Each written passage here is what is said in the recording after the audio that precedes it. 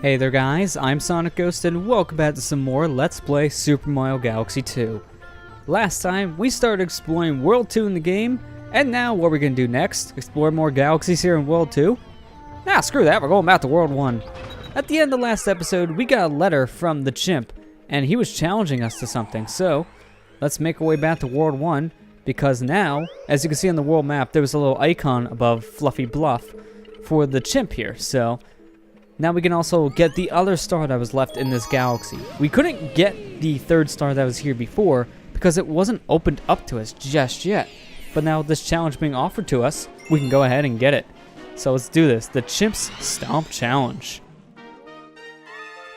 So as you can see, there's a lot of enemies in this level, more so than there were before. And there's a reason. All these enemies have to do with the challenge here that the Chimp is offering us. So let's go ahead and read the sign before we actually talk to the Chimp. Rack up points by stomping multiple enemies without touching the ground. Spin in midair and chain stomp. So that's pretty much how the game's going to work.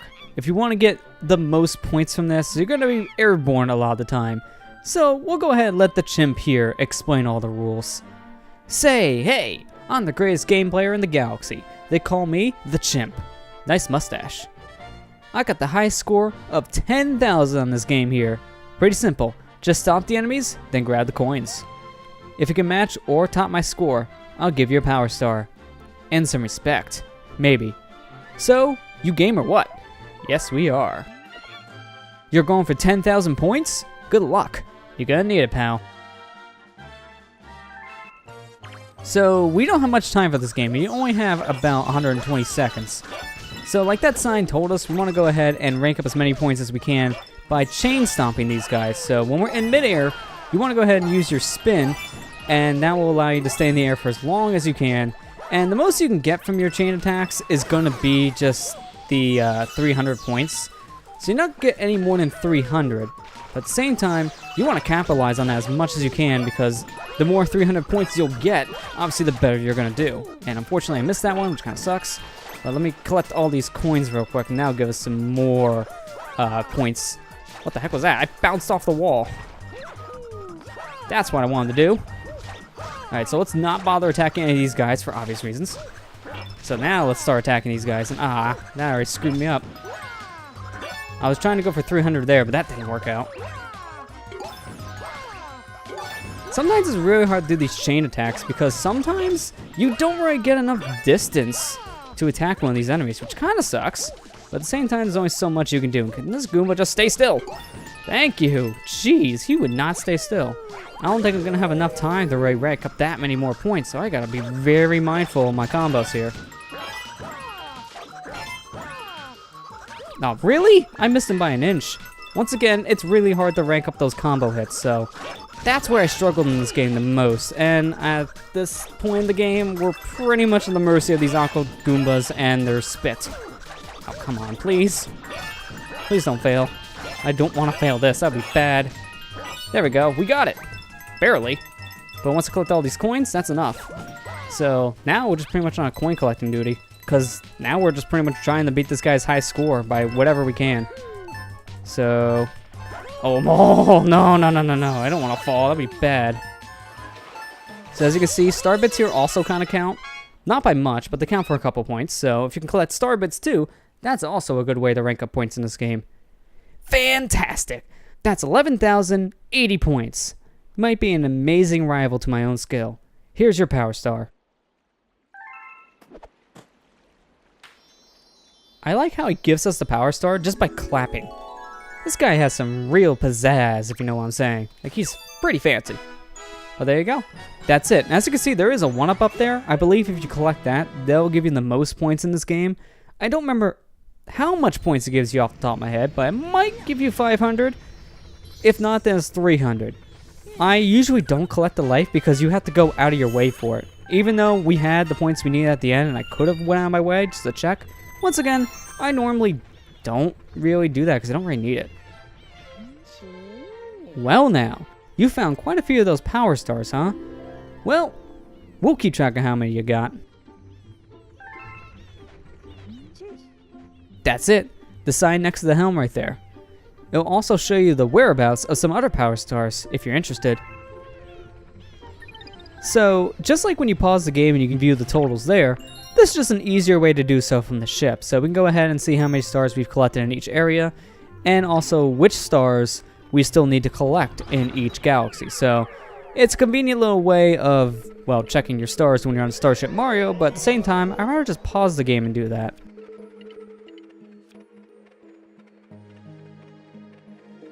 But we don't have any more stars we can get in Boulder Bowl Galaxy, so for now, let's move on to Hightail Falls Galaxy.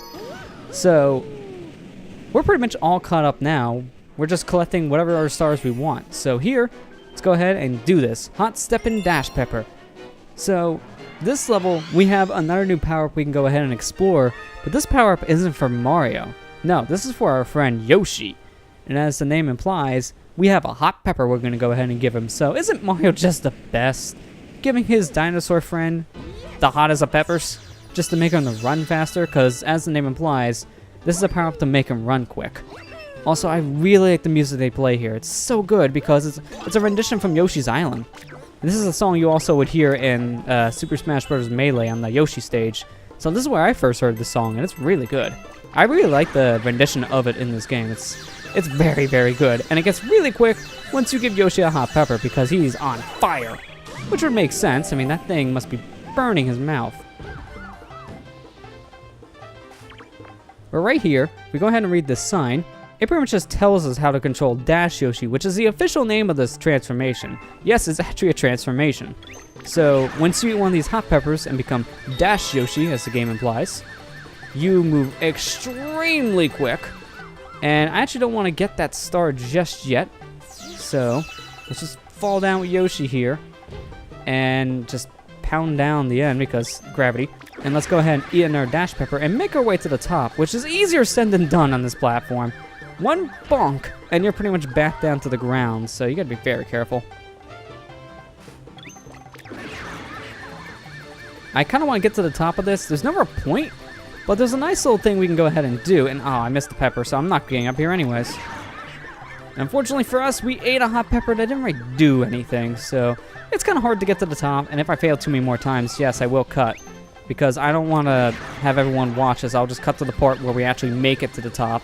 And I didn't think I shook there. I was just moving my little cursor. It's weird. But there we go. We got ourselves another hot pepper, and here we are. We're at the top. Wanted to do this because if we do this, we can go ahead and meet a penguin friend up here. So let's go ahead and talk to him. Your skills have brought you very far. Quite a view, is it not? From here, it's clear how important every coin truly is. So that pretty much gives you a hint. In this level, you're going to want to collect coins, but let's go ahead and tongue his chin. I like his reaction. You can tongue NPC characters like him, and if you do, they react, which is nice. But he tells us about the coin thing just because we're going to want to collect as many coins as we can, since Hungry Luma here, actually.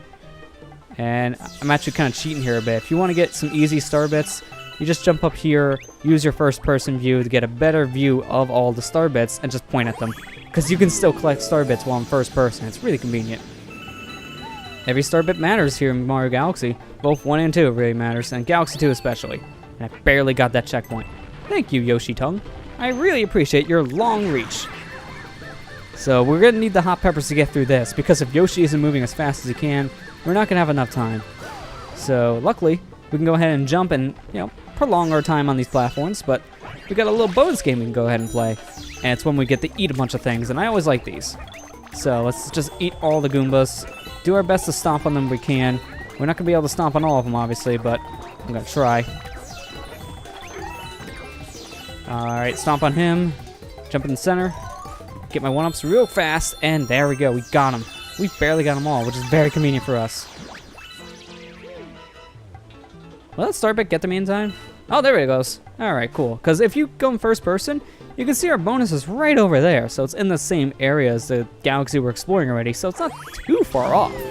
So it's possible to still get your star bits after the game because they will still magnetize to you, which is good because I earned that star bit, dang it. So let's go ahead and grab this coin. Please get the coin. That thing grabbed the coin. Oh man, just gotta be careful not to die now. We'll leave the coin. Hopefully I don't need 40. If I do, this is gonna be stupid. Oh no, I got 40. There we go. Never mind, we're good. Oh, we only needed 30. Man, I was collecting more coins than we needed. It's better safe than sorry with these hungry Lumas because they sometimes ask for an obscene amount of coins. Some galaxies, if you miss even a handful of coins, like maybe 2 or 3, that's enough for you to miss getting an opportunity to feed the hungry Luma. As you've seen in the Plank Galaxy, we almost missed our chance because it was 70 coins and we had 70 exact by the time we were able to go to the next galaxy. So, yeah, that was pretty close. But this planet's pretty interesting because we got these little enemies running around, which are very interesting creatures indeed, and you can eat them with Yoshi. So that's pretty morbid for these guys because they're not even doing anything. Like harmless little creatures just running around with silver stars, and we're just eating them. We're horrible. I feel so bad whenever I eat these guys, but I do it anyways. Why? It's just convenient to get the stars. I just feel like a monster. Like little tadpoles running around waiting to evolve. And I just have to eat them. Like that. So, I'm a monster. Yoshi, stop. Think of the children.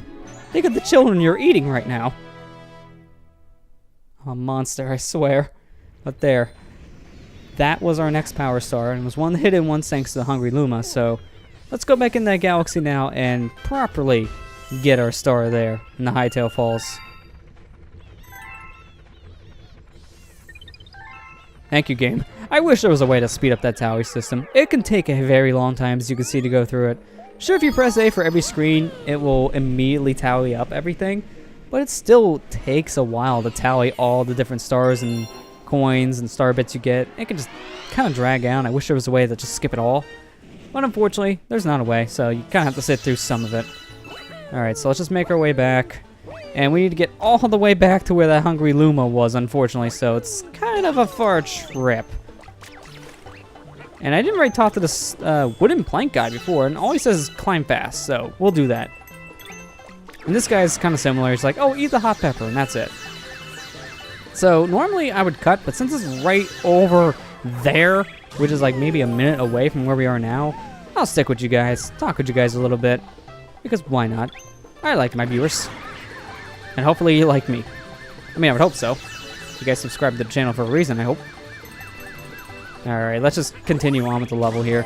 I guess I should go ahead and just mention the history with Mario Galaxy 2 for a little bit, because I mentioned early in the series, in the very beginning, I did mention that this was basically an expansion to the first Mario Galaxy game at first. How this game was originally being developed is Super Mario Galaxy 2 wasn't supposed to be a direct sequel to Mario Galaxy 1. Instead, this was just going to be an expansion of the first game being released on the WiiWare service as downloadable content. So the Wii was originally supposed to have downloadable content on it. And it would just not be for WiiWare only games, because yes, there were DLC packs on the Wii. It was just mainly for WiiWare. It wasn't really much for mainstream games outside of things like maybe Rock Band to add some songs to a game. So you rarely ever seen that. And Nintendo was going to try to make it a mainstream thing. So, oh, this is bad. Bad Yoshi, why? That's one thing I don't like about this galaxy. You run so fast, you can easily bonk on a wall, and that's it. So, yeah, it's very easy to die in this level in particular, just because of how fast you move. You're going to have a hard time controlling where you're going, especially if you're going for the Comet Coin here. This Comet Medal is really difficult. But as I was saying before, the Wii did get some DLC, but mainly like song packs and rhythm games, but mainstream games like Mario Galaxy, for example, never really got full-fledged DLC, because the Wii really couldn't do downloadable content, unless it was a small file, which made sense for the rhythm games, since songs don't take up, like, gigabytes and gigabytes of space. Nintendo couldn't really do DLC on the Wii, because it just didn't have enough memory. So, Mario Galaxy originally was going to have the DLC, and because of the Wii's limits, they started to develop this game as more of a standalone package. And after a while of developing the game, it started to become more and more different, that Nintendo just kind of seeing fitting to make it not just an expansion of the first Galaxy, but as a sequel, which is how we have Mario Galaxy 2. And this was the first time we ever seen a direct sequel to a Mario game like this in years. The last time we got a game with a number on it that was basically a direct sequel was Super Mario Bros. 2 on the NES. So it's been a very long time. Well, kind of, actually. Technicality, We got like Super Mario World and Super Mario World 2 on the Super Nintendo.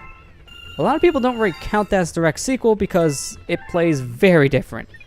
In a sense, so does, Mario Bros. 1 to 2, but again, the point is, we haven't had a game that was a direct sequel in a long time, and Mario Galaxy did get a direct sequel with Mario Galaxy 2, so a lot of people were pleasantly surprised. So, now with that long story out of the way, there was some history about Mario Galaxy 2 and its development, and I find it to be very interesting. But I'm going to go ahead and end the episode on that note. So with that said, next time on Let's Play Super Mario Galaxy 2, we'll continue exploring more of World 2 here and see how many more Power Stars we can collect. I'll see you guys next time.